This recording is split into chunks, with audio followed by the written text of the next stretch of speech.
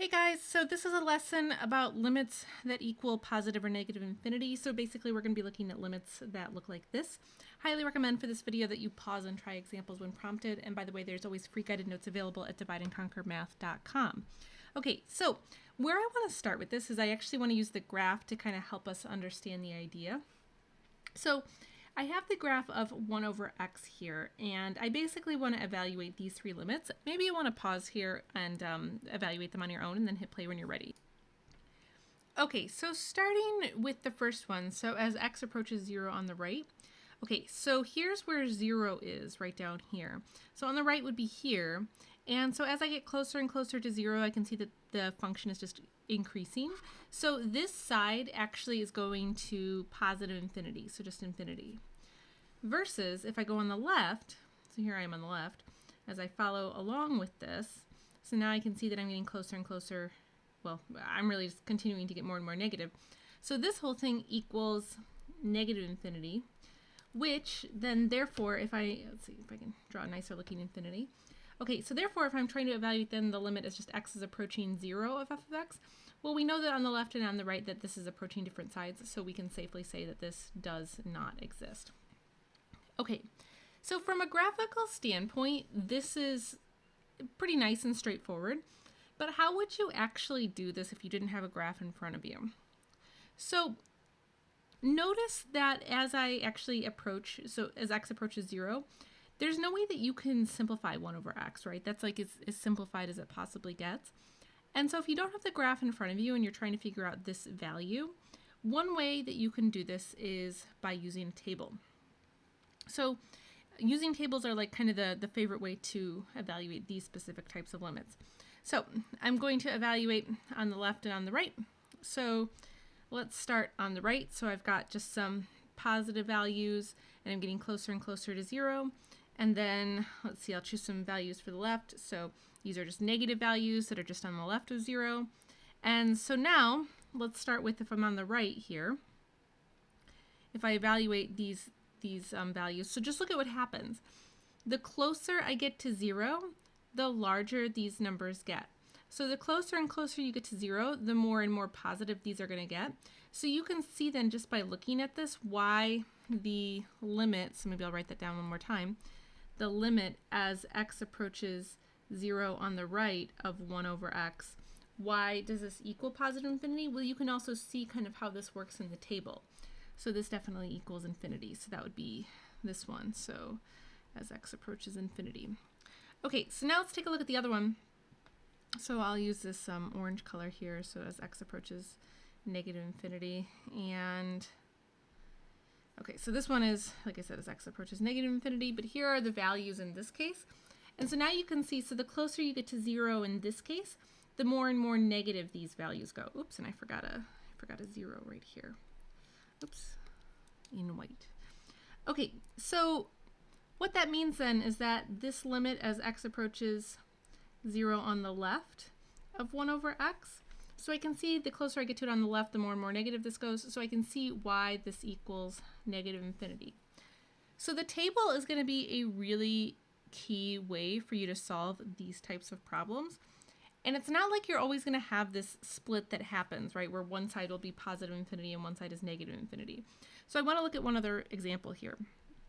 So let's take a look at what happens when I have 1 over x squared right here. Okay, so once again, we'll just use the graph. Maybe you want to pause here and evaluate these on your own and then hit play when you're ready. Okay, so as I approach 0 on the right, so here's 0, so here I am on the right. So I can see that this is going to positive infinity, so this limit will equal positive infinity. And then as I approach 0 on the left, so here I am on the left, and once again, as I get closer and closer to 0, I'm still going to positive infinity. So in this particular case, as x approaches 0, this limit actually does exist, right? It just equals infinity because it equals the same thing on the left and on the right. So it's totally possible that you could have, one of these limits exist. So sometimes people get it in their head that, oh, the limit won't work at all, but it just depends on the problem, like everything in math, right? And so once again, I just want to show you what does this look like then if you don't have a graph in front of you. So once again, we're going to investigate with a table. And so here's my table. I'm just going to plug the same values in, and I'm going to go ahead and evaluate these. And so you can actually see on the left and on the right how this turns out. So the closer you get to 0 on either side, these values are just growing more and more. So we can see why this limit equals infinity from either side. And so, like I said, this is really the technique that you're going to use a lot of times to help you get kind of used to working with this. And after you've worked with this table enough, you get pretty good at kind of predicting which direction, meaning positive or negative infinity, a limit is going to go. Now, I'm going to show you how to do other types of problems, but I want to just mention that these types of limits are also related to vertical asymptotes. So let's just talk about the definition here of a vertical asymptote, and I'd highly recommend that you write this down. It just helps you remember it a little bit better. So a function will have a vertical asymptote, and that vertical asymptote will take the form x equals a if either one of these limits exists. So you have the limit as x approaches a from the right equals positive or negative infinity, or as x approaches a from the left equals positive or negative infinity. So basically, if it's approaching some number and equals infinity, then that means that you have a vertical asymptote there. So that's all that's trying to get at. Okay, so I have more example videos on this, but I do want to just kind of show you some of the basic examples of different ways that this can kind of show up. So if you're familiar with graphing and translations, you really know that this is the same thing as the graph of 1 over x, except it's just been moved 2 to the right. So you probably can predict what's going to happen here, but I'm going to show you kind of how do you know that you have to use this technique and how do you use it and all that good stuff. So notice the first thing is if you were to actually plug 2 into this. So if I were to plug 2 into this, I would get 1 over 2 minus 2. I would get 1 over 0. So I get something that doesn't work, right? And the conclusion here is not that it does not exist. That always has to be kind of your last ditch thing, and you should have a really solid reason why a limit doesn't exist. So the second thing to notice here is that I can't reduce this any farther, right? So a lot of times when you get like a 0 over 0, usually you can like factor and multiply by the conjugate, or there's like a whole list of things you can do. But in this case, there's just nothing else that we can do. So this is kind of leading me to believe that this could be positive or negative infinity. So this is a perfect case for using a table. And so now you want to basically choose a few values just to the right of 2. So that would be like 2.1, 2.01. So I just get closer and closer to 2. So let me go ahead and evaluate these. So if you plug these all in, you will get these values. And so the big thing about these types of limits actually is really trying to isolate the behavior of what's going on when you plug in these numbers. So what I mean is look at just what types of numbers you're plugging in. You're plugging in numbers that are just slightly above 2, right? So if you're just above 2, then the denominator is always going to be positive. So the top is always going to be positive no matter what. And then the denominator will also be positive just because of the nature of being on the right of 2 and we're subtracting 2 here. So you can kind of start to predict and learn that like this will be positive over positive. So that will just give you something that's going to give you positive infinity. So that might not make total sense right now. Sometimes you have to see this a few times and then it starts to click. But I'll show you this one more time. Now, the last thing before I move on, we do have to state any vertical asymptotes, which we've already done all the work for that. So because this equals infinity, then all we have to say is that we have a vertical asymptote at x equals 2. So here's what I want you to do here. Go ahead and pause the video. And in this case, before you start, notice this is just going to 4. So you're actually going to have to evaluate 2 limits here to prove this. You need to evaluate 4 on the right, and you need to evaluate 4 on the left. That is actually the proper way to handle this. So go ahead and pause the video and try making tables for each side, and then hit play when you're ready. Okay, so let me make my tables. And so for this table, I'll choose 3 values that are just to the right of 4. So let's do 4.1, 4.01, 4.001, oops, 4.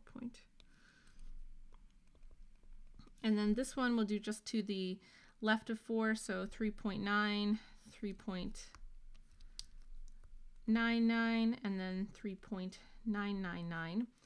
And so if I evaluate these, let's see what I get. Okay, so there are the values. So this looks very similar to how we started this, right? And like I said, if you think about translations, you know that this is really the same graph as 1 over x squared, just translated 4 units to the right. So this shouldn't be surprising.